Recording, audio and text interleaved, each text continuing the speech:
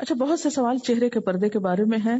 بات یہ ہے کہ ایک حدیث ہے، استفت قلبک ولو افتوک، اپنے دل سے فتوا لو خواہ لوگ فتوا دے دیں.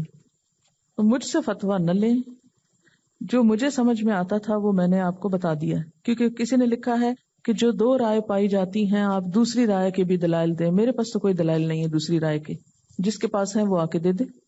میرے پاس جو دلائل تھے وہ میں نے آپ کے سامنے رکھ دیے. جو مجھ کو سمجھ میں آیا ہے میں اس پر عمل کر لیتی ہوں. لہذا ہر ایک کا معاملہ اس کے رب کے ساتھ ہے، اس لیے اس موضوع پر اس سے زیادہ مزید بحث کا فائدہ نہیں ہوگا. کسی نے لکھا ہے کہ مغرب میں چہرے کا پردہ کرنا تقریباً ناممکن ہے. اگر ہم کرتے ہیں تو اپنے آپ کو خطرے میں ڈالنے کی بات ہے، کیونکہ لوگ وہاں ایسے لباس سے خوف زدہ ہیں، اس لیے وہ بڑا سخت رویہ رکھتے ہیں جس کی وجہ سے باہر نکلنا مشکل ہے. ایسی حالت میں ہم کیا کریں؟ میں خود مغرب میں 4 سال یونیورسٹی میں پڑھی ہوں اور میرا یہی حلیہ ہوتا تھا جو یہاں ہوتا ہے. کوئی فرق نہیں تھا اس حلیے میں، نہ میں نے یہاں کہیں بہت زیادہ کیا نہ وہاں جا کے اس میں کوئی کمی کی. مجھے آج تک کوئی خطرہ نہیں ہوا، کوئی کمنٹ ان کی طرف سے نہیں سننا پڑا. ہاں سننا پڑا ہے تو وہاں بھی اپنے ہی پاکستانی بھائیوں سے سننا پڑا ہے، مسلمانوں سے سنا ہے. یہ سب وہم و گمان کی باتیں ہیں کہ خطرے میں ڈالنے کی بات ہے. کس خطرے میں ڈالنا ہے وہاں؟ اور پھر یہ ہے کہ لوگ ایسے لباس سے خوف زدہ ہیں. میں کبھی یہ نہیں تھا کہ میں لباس ایسا پہن کے کبھی گھر میں ہی بیٹھی رہی تھی. روزانہ یونیورسٹی میں جاتی تھی، بازار سے گزرتی تھی، مالز میں جاتی تھی، جہاں کہیں ضرورت کا کوئی کام ہوتا. ٹریولنگ بھی وہاں بہت کی ہے، واک بھی وہاں بہت کی ہے، اکیلے بھی سفر کیا ہے، اکیلے بھی واک کی ہے بہت، یونیورسٹی سے گھر اور گھر سے یونیورسٹی. کیونکہ جب ہماری بچی پیدا ہوئی تو ہم دونوں ہسبینڈ وائف جو تھے باریاں دیتے تھے. ایک جاتا تھا یونیورسٹی، وہ آتا، دوسرا جاتا، تو ہم اکٹھے نہیں جا سکتے تھے. تو مجھے تو کبھی کوئی خطرہ محسوس نہیں ہوا. اور پھر صرف یہ نہیں کہ کسی ایک مخصوص ایریے میں، بہت سارے شہروں میں جانا ہوا. یہ سب اپنے دل کے خوف ہیں جو باہر آتے ہیں. جب دل کنونس ہو جائے تو کوئی خوف نہیں رہتا. اب آپ دیکھیے کہ ایک ہے محرم، ایک ہے نامحرم. موٹی سی نامحرم کی ڈیفینیشن یہ ہے کہ جس سے نکاح ہو سکے عورت کا، جس سے عورت کی شادی ہو سکتی ہے نا، وہ عورت کے لیے ایک لحاظ سے خطرے کی ہی جگہ ہے اس کی عزت و عصمت کے اعتبار سے. لہذا اسلام نے عورت کو پروٹیکٹ کیا ہے کہ ایسے لوگوں کی نظروں میں نہ آئے، ایسے لوگوں کے پاس نہ جائے کہ جہاں اس کی عزت پر کوئی حرف آئے، یا اس کو کوئی بلیک میل کرے، یا اس کو کوئی ہراسمنٹ ہو. آپ کو پتا ہے کہ اس وقت ویسٹ میں جو ہو رہی ہے تحقیق کے عورتوں کے اوپر جو سیکشل ہراسمنٹ ہے، اور جس میں اوپر سے نیچے تک کے آفیسز، نام لینے کی ضرورت ہی نہیں ہے، سب کو معلوم ہے اسکینڈل جو اخباروں وغیرہ میں آتے رہے ہیں. تو اس پہ باقاعدہ ریسرچ ہو رہی ہے. اور پچھلے دنوں ایک اخبار میں نے پڑھا تھا، وہ اخبار رکھی بھی تھی کہیں کہ میں اس موقع پہ آپ کو اس کی ہیڈ لائنز ہی کم از کم دکھاؤں گی. پورا سروے تھا وہ پاکستانی اخبار میں، یہاں بھی جو آفیسز وغیرہ کی جہاں عورتیں مرد اکٹھے کام کرتے ہیں وہاں کی جو صورتحال ہے. تو اس میں الٹیمیٹلی یہی ایڈوائز کیا جا رہا ہے، حل یہ نکالا جا رہا ہے کہ عورتیں سادہ لباس پہنیں، عورتیں خود کو ڈھانپیں، عورتیں یہ ایکسپوز نہ کریں، عورتیں یہ نہ کریں. تو اسلام ہی کے اوپر سارا اعتراض کیوں ہے کہ اگر اس نے عورت کو زینت سے منع نہیں کیا، یہ نہیں کہا کہ زینت کرو نا، یا اسے خوبصورت بننا نہیں چاہیے، اس کی اس حص کو دبایا نہیں، صرف چینلائز کیا ہے، لمٹس میں رکھا ہے. اسی لیے تو دیکھتے ہیں کہ حضرت اسامہ کو جب چوٹ لگتی تو حضور فرماتے ہیں کہ اسامہ بیٹی ہوتا ہم اس کو اچھے کپڑے پہناتے، اچھا زیور پہناتے. قرآن پاک میں آگے آپ پڑھیں گے کہ افمن ینشأ فی الحلیۃ، عورت کی صفت کیا ہے؟ وہ جو زیورات میں پالی جاتی. نہ زیور منع ہے، نہ کپڑا منع ہے، نہ میک اپ منع ہے، جب تک لمٹس میں ہو. انسان لمٹ کراس کرنا صرف اس لحاظ سے نہیں کہ تبرج میں، بلکہ مال کے اعتبار سے بھی آپ دیکھیں کہ ایک شخص کی وسعت نہیں ہے 100 روپے کی کریم خریدنے کی بھی، لیکن آپ نے دیکھا کہ سینکڑوں اور ہزاروں روپے، کروڑوں روپے ہمارے ملک کے زر مبادلہ کے صرف مہنگا میک اپ خریدنے میں استعمال ہو جاتے. ہمارے جیسا مقروض ملک کروڑوں ڈالر صرف کس پہ خرچ کرتا ہے؟ میک اپ کے سامان پر، اور وہ سب بہانے کے لیے. یعنی صفائی ستھرائی اور اپنے آپ کو سنوارنا حدود کے اندر، لمٹس کے اندر، یا ہر عورت کا حق ہے. اور جائز طریقے سے اگر عورت یہ اپنا حق پورا کرتی ہے تو یہ اس کے لیے عبادت بھی ہے. اللہ تعالیٰ خود خوبصورت ہے، خوبصورتی کو پسند کرتے ہیں. ان اللہ جمیل یحب الجمال، جمال اللہ تعالیٰ کو پسند ہے. اللہ تعالیٰ نے طرح طرح کی خوبصورت چیزیں پیدا کی. خوبصورتی اختیار کرنا منع نہیں، لیکن ایسی خوبصورتی جو انسان کو فتنے میں مبتلا کرے اور معاشرے کے اندر بے چینی پیدا کرے، اسلام اس چیز کا قائل نہیں۔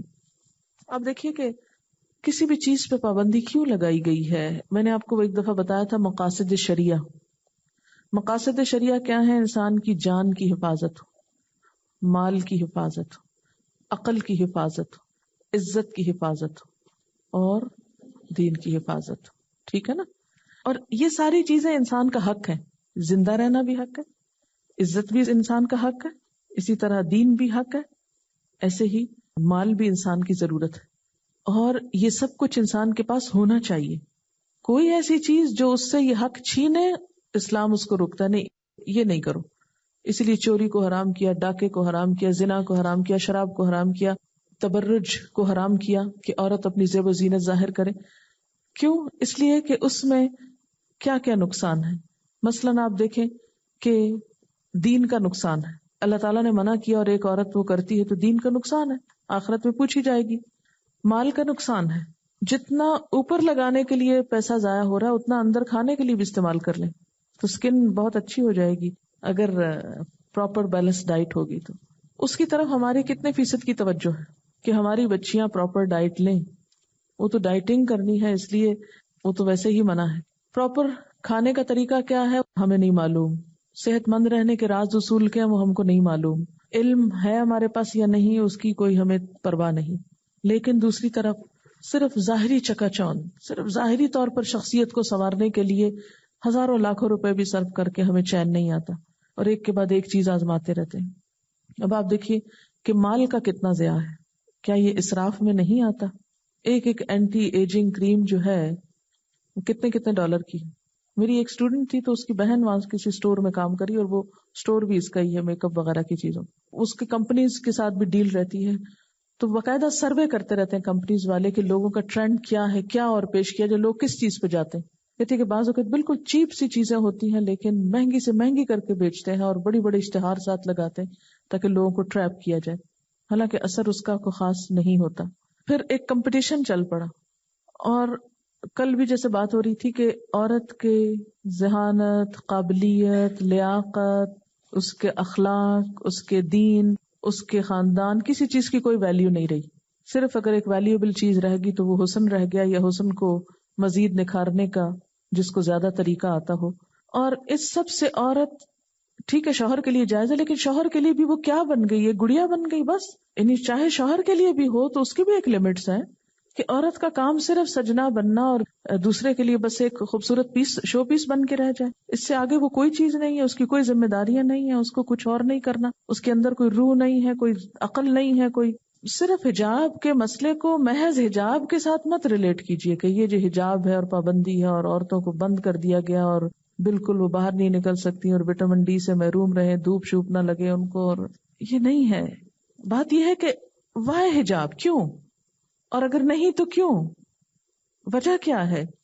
تو پورے دین کے اس میں رکھ کے دیکھیے کہ یہ ایک حصہ ہے اور مسلمان عورت کی پہچان ہے۔ آپ نے آخری آیت میں کیا پڑھا؟ ذالک ادنی ان یعرفن، کہ ایسے لباس میں مسلمان ہو رہا تو دور سے پہچانی جائے وہ مسلمان جا رہی ہے۔ حجاب اور مسلمان عورت لازم و ملزوم ہے، اس کے بغیر اس کا تصور ہی نہیں۔ یعنی عورت کے اسلام کا تصور کس کے ساتھ ہے؟ اس کے ڈریس کے ساتھ ہے۔ اس کا یہ مطلب نہیں کہ صرف ڈریس آپ پہن لیں اور باقی اندر سے کالے رہیں، نہیں، اندر کو بھی صاف کرنے کی ضرورت ہے کیونکہ وہ تو مقصود ہے، لیکن جتنا وہ اندر ضروری اتنا باہر یہ بھی ضروری ہے۔ مثلاً ایک آپ بہترین قسم کا کھانا کھا رہے ہیں لیکن جس برتن میں کھا رہے ہیں وہ باہر سے میلا ہے تو آپ نہیں کھا سکتے کھانا۔ اسی طرح بہترین قسم کا برتن ہے، خوبصورت ترین، لیکن جو کھانا ہے وہ بدمزہ ہے، آپ نہیں کھا سکتے۔ تو کھانے کے لیے کیا ضروری ہے؟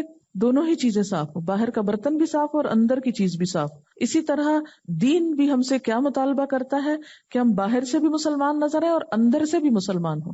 کہیں یہ نہیں کہا گیا کہ صرف دل کا پردہ ہوتا ہے اور ظاہر نہ کرو، اور کہیں یہ نہیں کہا گیا ظاہر تو کر لو اور دل بے ایمان رکھو، نہیں، دونوں چیزیں ساتھ ساتھ چلنی چاہیے۔ اب مثلاً آپ دیکھیے کہ جیسے شراب کے بارے میں بھی لوگ کہتے ہیں کہ کہاں لکھا ہے حرام ہے، جیسے یہ پردے کے بارے میں طرح طرح کی حجتیں ہوتی ہیں، ایسے شراب کے بارے میں بھی حجتیں ہوتی ہیں۔ میں ایک چھوٹا سا واقعہ آپ کو پڑھ کے سناتی ہوں، اور شاید ایک یہی واقعہ شراب کی حرمت کے لیے کافی ہے۔ کوئی قرآن کی آیت نہ سنائی جائے، کوئی حدیث نہ سنائی جائے، صرف آپ اپنی عقل سے فیصلہ کر لیجئے. میں ایک شریف آدمی ہوں. چند غلط قسم کے دوستوں کی رفاقت سے شراب پینے کا اتفاق ہوا. اس درمیان بدقسمتی سے اپنی 17 سالہ بچی سے بدفعلی کا مرتکب ہوا. 4 مہینے گزرنے کے بعد معلوم ہوا کہ بچی حاملہ ہے. میں نے خود بچی سے پوچھا، باپ نے خود بچی سے پوچھا تو بچی نے بتایا کہ یہ آپ کا کام ہے. آپ یقین کریں، یہ تحریر اس شخص کی لکھی ہوئی ہے جو میرے سامنے اس وقت. آپ یقین کریں صرف مجھے اتنا پتا ہے کہ میں نے کچھ شرارت کی، مگر یہ کس طرح ہو گیا مجھے کچھ یاد نہیں. یہ مجھے ہوش آنے پر میری بچی نے بتایا. اماں پوچھتی ہے، سوال ہے، میرے شوہر نے میرے بچی کے ساتھ زیادتی کی نشے کی حالت میں. اس بچی کے علاوہ 4 چھوٹے بچے ہیں. شوہر کے علاوہ کوئی ہمارا خیال کرنے والا نہیں. بنوری ٹاؤن والوں نے فتویٰ دیا کہ عورت ہمیشہ کے لیے حرام ہو گئی ہے، فوری طور پر عورت کو طلاق دے دیجیے، یعنی بیوی کو. آپ صرف مجھے اتنا بتائیں کہ اسلام فطری دین ہے. قصور نادانی میرے شوہر کی اور سزا مجھے کیوں دی جا رہی ہے؟ چھوٹے بچوں والی ماں طلاق لے کر اس دور میں کیا عزت کی زندگی گزارے گی؟ میرا اور شوہر کا اتنے سالوں کا ساتھ ہے، کیا اس وجہ سے ٹوٹ جائے گا؟ آپ بتائیے. صرف ایک واقعہ، آپ اپنی عقل سے فیصلہ کر لیں کہ شراب حلال ہے، ہونی چاہیے حلال جو کیے ہوئے ہیں لوگ، اس لیے کہ عقل کا نقصان ہے. حلال حرام کی تمیز مٹ جاتی ہے. اسلام نے جس چیز پر بھی پابندی لگائی ہے وہ کسی ضد میں نہیں لگائی، کسی کو ستانے کے لیے نہیں لگائی، کسی وجہ سے لگائی. کبھی بھی کوئی آپ کو یہ کہے یہ کیوں اور وہ کیوں، تو صرف کیوں کا جواب، کسی درخت کا پتا سوکھ گیا تو آپ یہ نہ کہیے کہ پتا کیوں سوکھ گیا، یہ دیکھیے کہ وجہ کیا ہے، موسم تو نہیں خزاں کا. کبھی فیصلہ نہ کیجئے کسی بھی حکم پر اسلام کے بدگمان یا بدظن نہ ہوئیے، یہ دیکھیے کیوں. 5 مقاصد شریعہ کو سامنے رکھیے. کوئی بھی چیز جس سے حرام کیا گیا ہے، روکا گیا ہے، یا جس کو حلال کیا گیا ہے، اس کے پیچھے 5 وجوہات ہیں کہ دین ہماری عزت بچانا چاہتا ہے، مال بچانا چاہتا ہے، عقل کو سنبھالنا چاہتا ہے، جان کو بچانا چاہتا ہے. قتل کیوں حرام کیا گیا؟ جان بچے. رشوت کیوں حرام؟ ڈاکہ کی چوری کیوں حرام کیا گیا؟ مال بچانا چاہتا ہے. تو حجاب کیوں؟ عورت کی عزت بچانا چاہتا ہے. اور اسی طرح جان کیوں؟ جان اس لیے کہ آپ کو پتا ہے کہ بہت سے قتل کس لیے ہوتے. آپ کبھی سروے کر کے دیکھ، قتل کی وجوہات معلوم کیجیے، اس میں سے ایک بڑا پروپورشن کیا ہوگا؟ جیلسی. ایک چاہتا ہے اس لڑکی سے میں شادی کروں، دوسرا کہتا ہے میں بھی اسی سے ہی کروں گا، وہ اس کو مار ڈالے. جس طرح حابیل قابیل کے واقعے میں یہی وجہ بتائی جاتی. جو بھی قیمتی ترین چیز ہوتی ہے اسلام اس کو سنبھالنا چاہتا ہے. تو بات میں یہ کر رہی تھی کہ جو محرم اور نامحرم کی جو پہچان دی گئی ہے بنیادی طور پر وہ کیا ہے کہ قریبی رشتوں کو اللہ تعالیٰ نے محرم کر دیا، حرام کر دیا کہ تم حرمت علیکم امہاتکم و بناتکم، اور وہ جو 5ویں پارے کے آخر میں آتا ہے یہ عورتیں تم پہ حرام ہیں. کیوں؟ تاکہ یہ عورتیں محفوظ رہیں، ورنہ اپنے باپوں اور بھائیوں کے ہاتھوں محفوظ نہ رہیں، جیسے ویسٹ میں ہو رہا ہے. انسیسٹ جو ہے وہاں، اور ہمارے یہاں بھی ڈھکے چھپے، اللہ کی پناہ، جو بہت ساری کچی بستیوں وغیرہ کے واقعات اگر آپ سننے کو دیکھیں تو روح کانپ اٹھتی ہے. اب یہ ہے کہ مرد اور عورت کو تنہائی میں ملنے سے کیوں روکا گیا؟ عورت کو محفوظ رکھنے کے. مرد کا کیا جاتا ہے؟ کیا نقصان ہو جائے گا زیادہ سے زیادہ؟ اس کا نقصان تو عورت کا ہوتا ہے نا. تو جس چیز کے چرائے جانے کا ڈر ہو اسی کو پروٹیکٹ کیا جاتا ہے. تو یہ ظلم نہیں ہے ہم پر. اچھا، دوسری صورت کیا ہو سکتی تھی؟ یہ ہو سکتی تھی کہ ہم کو بھی مردی بنا دیا جاتا اور نہ ہمارے اندر نزاکت ہوتی، نہ لطافت ہوتی، نہ حسن ہوتا، نہ کچھ اٹریکشن ہوتی. تو پھر زندگی میں کیا حسن ہوتا؟ وجود زن سے ہے تصویر کائنات میں رنگ. دنیا کی رونق ہے عورت، لیکن یہ رونق ہر ایک کے لیے نہیں ہے. یہ رونق محفوظ رونق ہے. یہ خوبصورتی وفا کے اندر ہے، حیا کے اندر ہے، اور یہ ہر عورت کا رائٹ ہے. یہ حجاب جو ہے یہ مصیبت نہیں ہے، یہ رائٹ ہے عورت کا کہ خود کو پروٹیکٹ کرے. کون ہوتا ہے کوئی، چاہے میرا باپ ہو یا شوہر ہو یا کوئی اور ہو، جو مجھے میرے اس حق سے روکے؟ عورتیں ہر طرح کے حقوق کا مطالبہ کر رہی ہیں، لیکن اپنے آپ کو ڈھانپنے کے حق کا مطالبہ کوئی نہیں ہے. جیسے کل بھی میں نے مثال دی تھی کہ ایک پاؤ گوشت تو ڈھانک کے رکھتے ہیں ہم، مکھیاں نہ بیٹھے اس پر، اور لوگوں کی خبیث نظریں ہم پہ پڑے اور ہم کو حق نہ دیا جائے کہ ڈھانپ کے خود کو رکھیں، چھپا کے رکھیں. تو یہ اصل میں سوچ کی بات ہے. اچھا، اب آپ دیکھیے کہ اللہ تعالیٰ نے، میں کل بھی جا کے غور کر رہی تھی اس کو، کہ اتنے سخت لفظ کیوں آئے ہیں دیور کے بارے میں. اور اس لیے کہ شوہر کا دل بھی اپنے بھائیوں کے بارے میں بہت حد تک نرم ہوتا ہے اور کنسیڈریٹ ہوتا ہے، اور پھر اس میں خطرہ بھی ہوتا ہے بعض اوقات. جیسے کل بھی وہ واقعہ آپ نے سنا تو اس میں بھی دراصل عورت ہی کو پروٹیکٹ کیا، عورت کو آزادی دی گئی. اور یہ جو کل کمبائنڈ فیملی سسٹم کی بات ہو رہی تھی، اسلام مل جل کر رہنے سے منع نہیں کرتا، لیکن پرائیویسی لازم ہے. بالکل حق نہیں ہے نامحرم کسی رشتہ دار کو کہ وہ بغیر اجازت یا بغیر شوہر کی موجودگی میں، چاہے وہ دیور ہی کیوں نہ ہو، یا بغیر اجازت وہ انٹروڈ کرے کسی کے کمرے میں یا بیڈ روم میں یا لیونگ روم میں یا لیونگ ایریا میں. اگر آنا ہو، کیا کہا گیا، اجازت لے کر آؤ تاکہ عورت کی اپنی آزادی رہے. اور اگر عورت نکلتی ہے تو ان لمٹس کے ساتھ نکلے تاکہ نہ ستائی جائیں، اپنا آرام سے آسانی سے کام کر لیں اور وہ ایسے جھمیلوں میں نہ پڑیں. آپ دیکھیں کہ جب کسی بھی لڑکے اور لڑکی کی انوالومنٹ ہوتی ہے ناجائز طریقے سے، چاہے چھوٹے لیول کی ہو یا بڑے، یا ٹیلی فون پہ ہو یا ویسے، تو آپ دیکھیے کہ کام سے دھیان کتنا بٹ جاتا ہے، پڑھائیاں چھٹ جاتی ہیں بچوں کی کیونکہ دھیان کہیں اور لگ گیا. گھروں میں پھر فساد شروع ہو گئے، ماں اپنے بھتیجے کے ساتھ بیانا چاہتی، وہ اس کے ساتھ بیانا چاہتا ہے. اب وہ چپکلس چل رہی ہے، لڑائیاں جھگڑے آپس میں، گھر میں چک چک ہو رہی ہے روز، ہم وہاں رشتہ نہیں دیں گے، وہ ہمارے لیول کا نہیں، وہ ہماری برادری کا نہیں ہو. یہ جتنے بھی ہمارے ہاں اس قسم کے نفسیاتی مسئلے پیدا ہو گئے، کبھی سوچا ہم نے کہ اس کے پیچھے وجہ کیا تھی؟ ہم نے خود اللہ کے قانون پامال کیے، توڑے روندے، اور بعض اوقات بے سمجھی میں جب ماں باپ تنگ آ کے ایسی بچیوں کی شادیاں کر دیتے ہیں، چند دن کے بعد واپس آ جاتی ہیں کہ اب رہ نہیں سکتے وہاں. ماں باپ کو تو پہلے ہی پتا تھا نہیں رہ سکتے، لیکن اب بضد ہیں کہ وہیں جانا ہے. تو جب سے ہمارے ہاں یعنی مسلمان معاشرے کے اندر یہ ساری حدود ٹوٹی ہیں، کیا مسائل کم ہوئے ہیں یا بڑھے ہیں؟ بڑھ گئے ہیں، بے تحاشا بڑھ گئے، نفسیاتی مریض بنتے چلے جا رہے ہیں.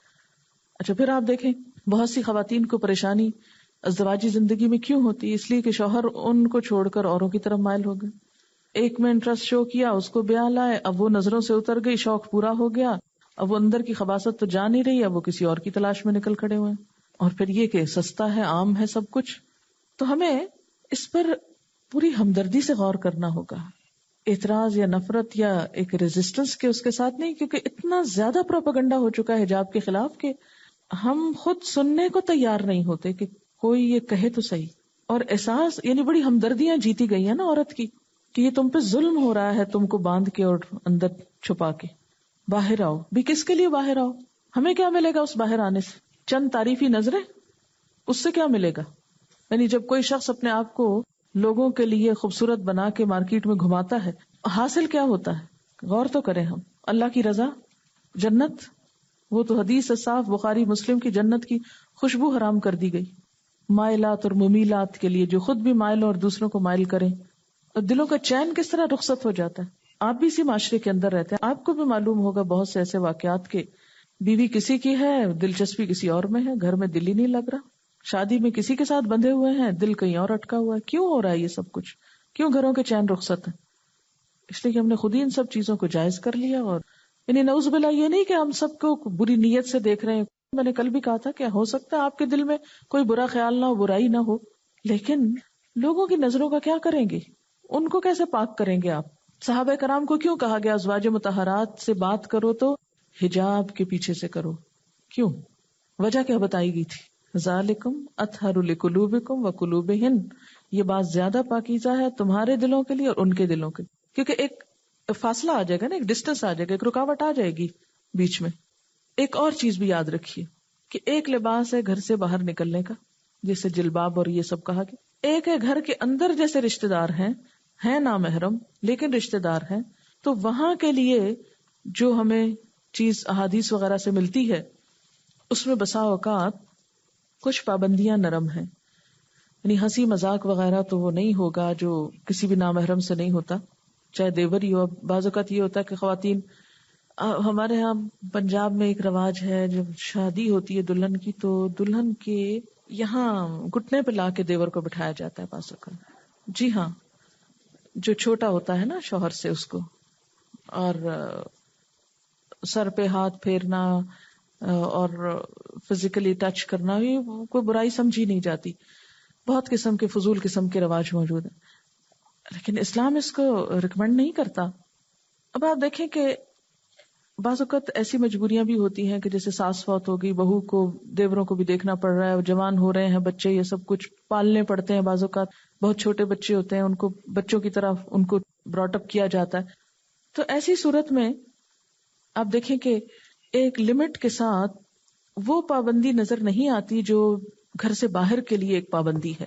مثلاً آپ دیکھیں کہ حضرت ام ہانی کے بارے میں آتا ہے، آپ کی چچا زاد بہن تھی اور کزن لگتی ہیں ایک طرح سے، لیکن حضور صلی اللہ علیہ وسلم سے ان کے چہرے کے پردے کے بارے میں نہیں ملتا. اس سے کیا پتہ چلتا ہے کہ جیسے گھر کے اندر ہیں اور عمر رسیدہ ہیں، یعنی ایک تو نا ینگ گرلز ان کا اور طرح کا ہوگا، لیکن جو بڑی عمر کی خواتین ہیں ان کا اور ہوگا. تو اس میں کہ حیا کے دائرے میں رہتے ہوئے اگر یعنی کہ رشتہ داروں کے اندر بالکل ہی کاٹ کے نہ رکھ دیا جائے، بالکل ہی ایک دوسرے سے میل ملاپ نہ چھوڑ دیا جائے، لیکن یاد رکھیے کہ نامحرم بہرحال چاہے کزنز ہی ہوں، میک اپ اور جیولری اور خوبصورت لباس اور اس کے ساتھ نہیں، گھر کے اندر ایک معمولی چادر کے ساتھ جیسے جو سی تھرو نہ ہو، جو سب کچھ ظاہر نہ کرتی ہو، تو اس میں جیسے کھانا رکھ دیا، رشتہ دار کوئی آیا ہے یا سرو کر دیا یا اٹھا دیا ہے، تو اس میں ایک حد تک گنجائش نکلتی ہے. پھر اسی طرح حضرت اسماء جو تھی وہ حضور صلی اللہ علیہ وسلم کی سالی تھی، حضرت عائشہ کی بہن تھی، تو ان کے بارے میں بھی آتا ہے کہ وہ حضور صلی اللہ علیہ وسلم کے سامنے چہرہ اور ہاتھ جو تھے وہ کھلے ہوتے تھے آخر وقت تک. وہ جو ابن ام مکتوم کے ہاں عدت گزارنے کے لیے آپ صلی اللہ علیہ وسلم نے ایک خاتون کو کہا تھا، دوسری جگہ نہیں کہا کہ وہاں بہت لوگ آتے جاتے ہیں. تو یوں معلوم ہوتا ہے کہ جیسے گھر کے اندر کے جو نامحرم ہیں ان سے نسبتاً پابندی ہے تو صحیح، یہ نہیں کہا کہ ان کے سامنے زیرت کا اظہار کرو، لیکن وہ جو بالکل غیر اجنبی باہر کے لوگ ہیں ان کے مقابلے میں نسبتاً نرم. یہ جیسے گھر میں اگر نوکر مرد کام کر رہے ہیں تو بالکل آپ برقع پہن کے تو ان کے ساتھ کچن میں نہیں جائیں گے، لیکن یہ بھی نہیں کریں گے کہ گلے میں دوپٹہ ڈال کے جائیں. تو اس میں یہ ہے کہ میک اپ وغیرہ نہ ہو، بال نہ ننگے ہوں، گلا گردن اور جسم جھلکتا نظر نہ آئے، ایسے لباس نہ ہو. تو ایک نارمل بغیر زینت کے کپڑے میں اگر کام کروا رہے ہیں تو ایک مختلف صورت ہوتی. اسی طرح یہ کہ ینگ گرلز اور پھر عمر رسیدہ خواتین کا فرق آپ نے سورۃ نور میں پڑھا کہ ان کے لیے کیا حکم ہے کہ جو شادی کی عمر سے گزر جائے تو کوئی حرج نہیں اگر اپنے لباس اتار لیں. اور وہ لباس یہ نہیں کہ جسم کا یدانا سیابن، سیاب کا لفظ ہے وہاں، لباس کا لفظ نہیں ہے. سیاب صوب اس اوپر والے ہی اوڑھنی یا کپڑے کے لیے کہا جا رہا ہے جو جلباب کی شکل میں ہو سکتا ہے، کیونکہ بوڑھی عمر کی عورت جو اپنے آپ کو سنبھال نہ سکے وہ چادر کہاں سے سنبھالے گی، تو اس کا ڈریس ہلکا کر دیا گیا. اسی طرح کسی نے کہا کہ لوگ کہتے ہیں کہ جلباب اگر اوپر سے ڈالنے والی چادر ہے تو آنکھیں بھی بند کرنی چاہیے، کیونکہ لوگ آنکھوں پر باریک کپڑا اور ہاتھوں میں گلو پہنتے ہیں اور موزے پہنتے ہیں، تو اس کا صحیح مطلب سمجھا دے. اس میں نے آپ کو ابو عبیدہ کی روایت جو ہے اور ابن عباس کی تفسیر جو ہے ان سے جب یہ پوچھا گیا تو انہوں نے چادر اٹھائی اور اس طرح اوڑھ کے دکھائی کہ آنکھیں کھلی تھی، کیونکہ بہرحال راستہ دیکھنا ہے، پڑھنا ہے. اگر ایک حدود کے اندر یہ سب ہے تو آپ کے لیے کہیں جا کر پڑھنا، سیکھنا، لکھنا، لکھانا کوئی بھی چیز پر مشکل نہیں ہوتی. آپ کہیں بھی موو کر سکتے ہیں اپنی لمٹس کے ساتھ. جی ہاں بالکل، مشکلوں میں ڈالنا مقصد نہیں، مشکلوں سے بچانا مقصد ہے. اسی طرح مثلاً یہ کہ اگر آپ گاڑی میں ہیں تو ظاہر ہے گاڑی کے اوپر ایک کور آ جاتا ہے، اور اگر شیشہ تھوڑا ڈارک ہے تو اس میں اگر آپ نے بہت اپنے آپ کو نہیں بھی باندھا، وہ ہلکا سا کھول دیا ہے تو بھی اس میں حرج نہیں ہے. اگر ہاں یہ خطرہ ہو، اور خاص طور پہ جب اشاروں کے پاس آپ جا کے رکیں، گاڑی روکیں، پھر آپ دیکھیں کہ لوگ کس طرح، لوگوں کا اور شغل ہی کون نہیں سوائے اس کے کہ آپ کی گاڑی میں جھانکیں اور ایک اوپر سے نیچے تک آپ کے سراپے کو گھوریں، تو ایسی جگہوں پر خاص طور پر پھر احتیاط کی ضرورت ہے. اسی طرح بازار میں.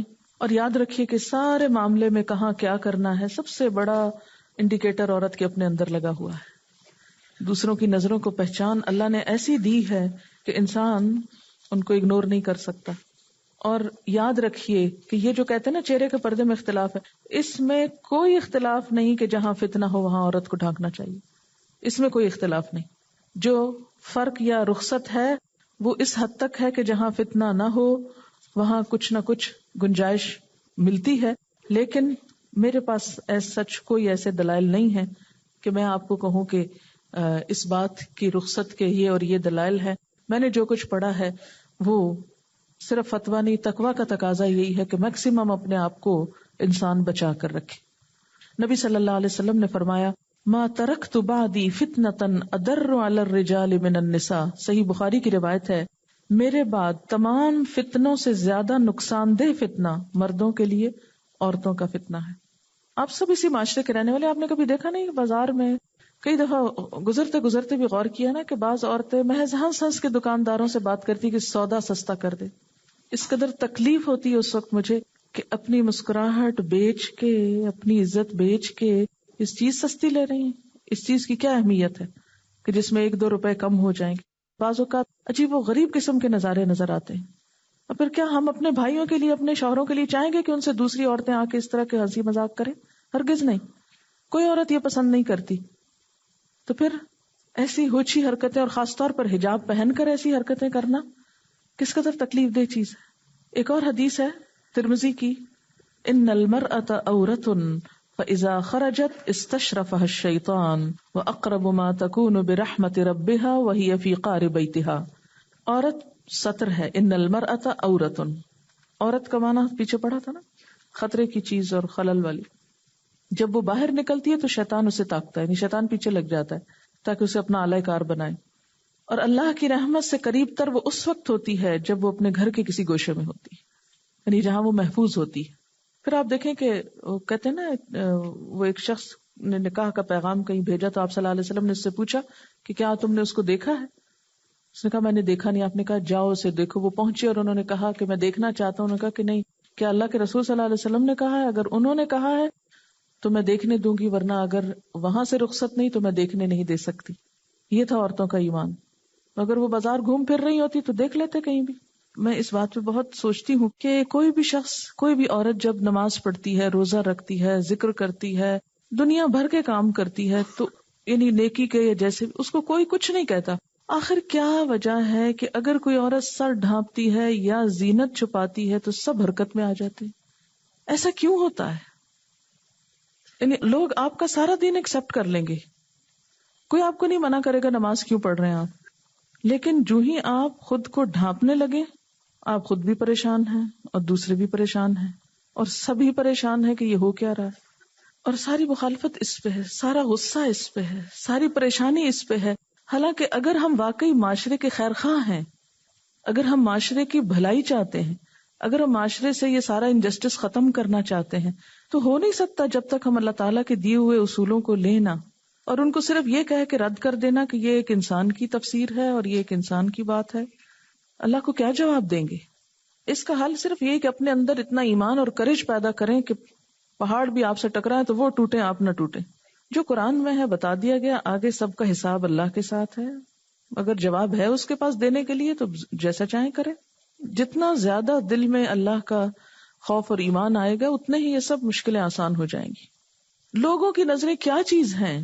لوگ کون ہیں ہمارے؟ کیا بگاڑ لیں گے ہمارا؟ اگر میرے طرف کوئی گھور کے دیکھتا ہے یا میری طرف کوئی بری نظر سے اگر کوئی میری عزت نہیں کرتا، سو وٹ، اس سے کیا نقصان ہے میرا؟ ساری دنیا بھی مخالف ہو جائے میری تو میرا کیا بگڑتا ہے؟ کچھ بگڑتا ہے؟ کیا لکھا ہوا ہے سورۃ یاسین کے شخص کے واقعے میں؟ یا لیت قومی یعلمون بما غفر لی ربی وجعلنی من المکرمین. ہم کو یہی فکر ہے نا کہ ہماری عزت نہیں کرے گا کوئی، لیکن اللہ کے پاس جو عزت ہے جو کبھی ختم ہونے والی نہیں. وآخر دعوانا ان الحمد للہ رب العالمین.